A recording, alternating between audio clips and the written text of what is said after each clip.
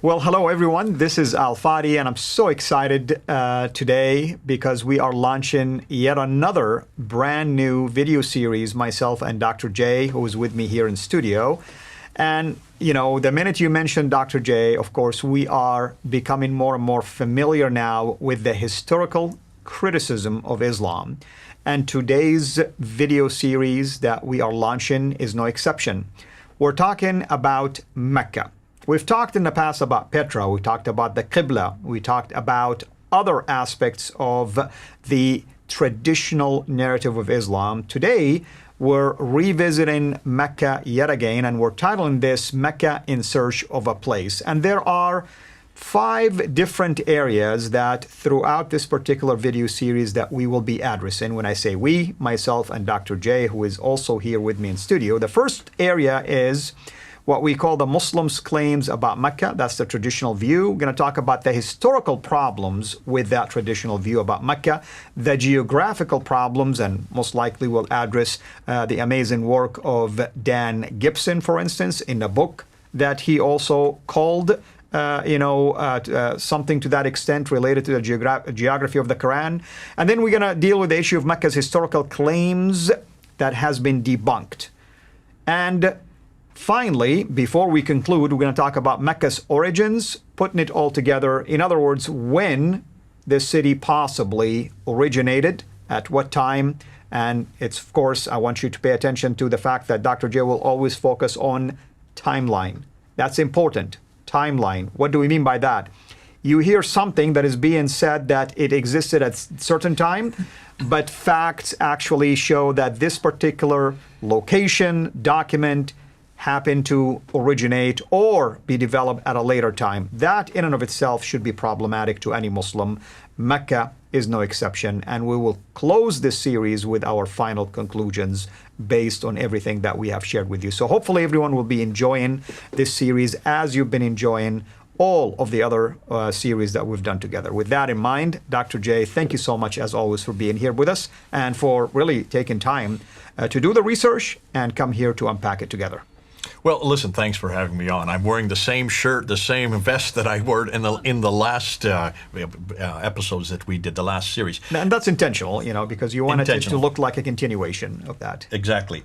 Now, what I want to do, remember in the past, you and I have talked about the book and the man, the book and the man, that's the book right. and the man. That's the phrase.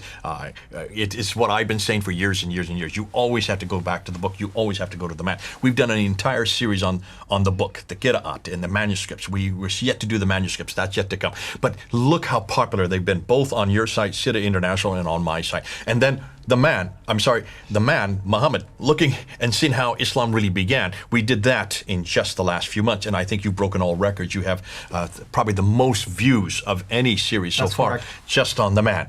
Well, see, the book of the man is great, but there's one thing missing, the place. The book, the man, the place. We need to go to the next step, because the book and the man we'll keep coming back to. In fact, we'll be doing other episodes that really build on the book and the man. Whenever we're doing the book, I wear a brown shirt. Whenever we're doing the man, I wear a black shirt, or sometimes I wear a blue shirt. But I color code my shirts depending on what the subject is.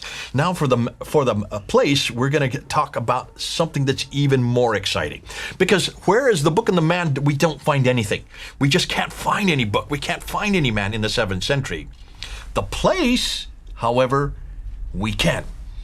Right. And the place itself, Mecca, it's the place. It's the center of history. It's the beginning of history. It's where Adam and Eve were sent to. It's where all the prophets lived. It's where Abraham lived and rebuilt the Kaaba. It's where Ishmael lived. We're going to find all these claims that the Muslims are making all center on one place. And see, you know it because you've been there, haven't you? Absolutely, many times. In fact, you used to go there. I thought it was fascinating. In one of our last episodes, you were talking about how you used to go down there for a lark. You used to get out and get the guys, you and your friends used to get in the car, and you drive to Mecca and you go to the Kaaba. Oh, yeah. We'll go there, we'll pray, and sometimes we'll even try to make it to where we can go and eat. They have like one of the most amazing, most delicious dish called fool, and we love that, you know. So we'll go there and we'll eat after or before, you know. So yeah, I mean, it was a drive away. I mean, for me, 45 minutes to an hour. I mean, what's that? You do it anytime.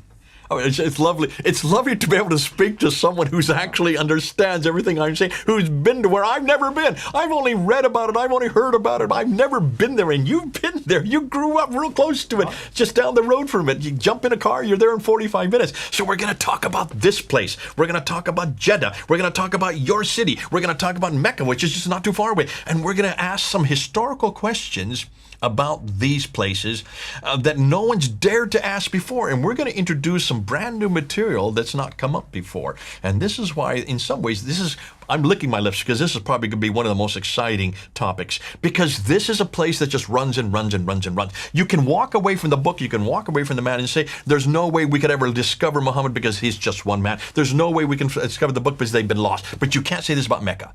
You can't say about Mecca because the claims they make for Mecca go way beyond just one man and one book. The claims they make from Mecca are enormous. So let's get right into their claims. Yeah. You want to do that? Yeah. Let's go to the slides then, and let's look and see what their claims are. Now, according to every Muslim, Muhammad has been the last and greatest prophet. There it is right there, number one. Number two, the Quran was his revelation, sent down only to him, and is the final and greatest revelation. That's right. No one would say any different to that. So there's the man and there's the book. And then, of course, number three, Mecca was his city. Yep. Has always been a city. That's where he lived from 570 to 622. So for the first 52 years, that's where he lived, right? Right. According to what the tradition taught. Now, this is all according to the Islamic traditions. This is the claims that the standard Islamic narrative said. S-I-N. Mecca was a city considered by Muslims as the oldest in history. Why? Because that's where Adam and Eve. Yes, you can't get any earlier than Adam and Eve. Mm-hmm. So therefore, if Adam and Eve were there, that means it's the first inhabitant, it's the first place where any humans lived, Mecca, because they were thrown down there when, of course, they were up in the Garden of Eden, up in space. They were thrown down there in chapter 7, verse 24. It talks about that. So therefore, Islam is the final religion based on Muhammad's life and sayings, the Sunnah, and on the Quran's teaching. That I don't think anybody disputes. That's right. That's their claims.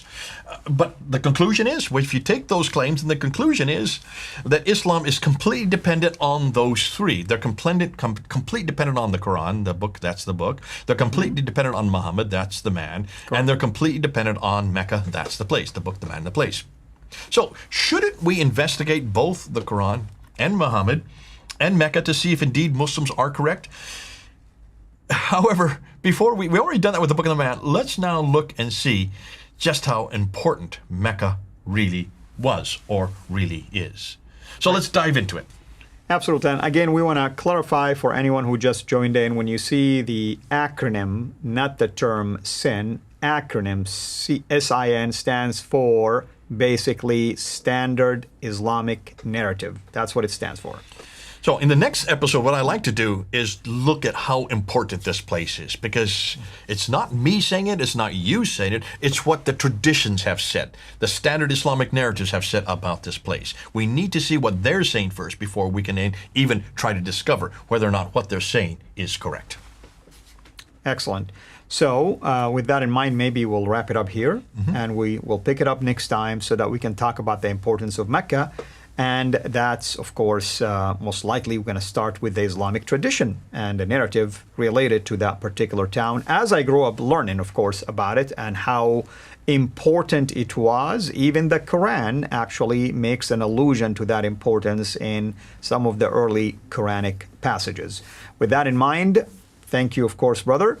And hopefully everyone will be waiting with excitement, really, about next episode, but also we hope that you will take this series, as always, share it with others, share it with your Muslim friends.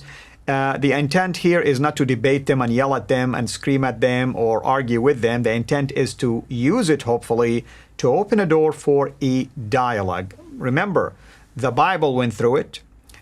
Jesus' birth and his life went through it. His crucifixion and the historicity of that went through it. Even Jerusalem sometimes goes through all of that, and many other aspects of our faith. We should welcome that simply because the evidence usually will support everything that the Bible have said altogether.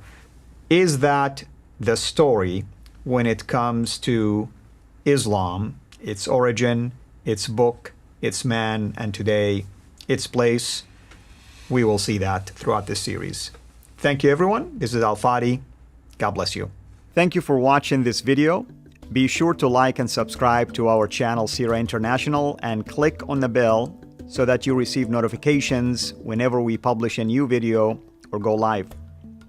I would also like to appeal to you to consider becoming a Patreon patron by clicking the link right below. By doing so, you can give towards the production of these videos. There are also other options for you where you can give to our channel. I thank you from the bottom of my heart.